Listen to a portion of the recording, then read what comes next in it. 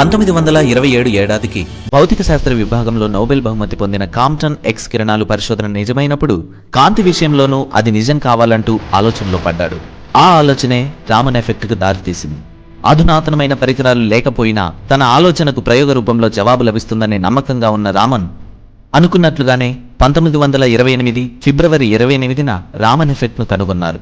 పారదర్శకంగా ఉన్న ఘన, ద్రవ, వాయు పదార్థాల గుండా కాంతి ప్రసరించినప్పుడు అది తన స్వభావాన్ని మార్చుకుంటుందని రామన్ ఎఫెక్ట్ ద్వారా నిరూపించారు.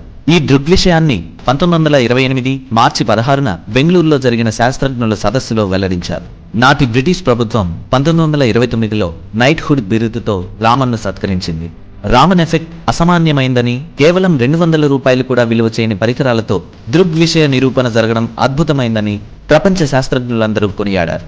ఈ పరిశోధనను గుర్తించిన రాయల్ స్వీడిష్ అకాడమీ భౌతిక శాస్త్రానికి 1930లో నోబెల్ బహుమతి ప్రదానం చేసింది. సైన్స్కు రామన్ చేసిన సేవలకు గుర్తుగా భారత ప్రభుత్వం ఆయనకు 1954లో దేశ అత్యున్నత పౌర పురస్కారం భారతరత్నతో సత్కరించింది.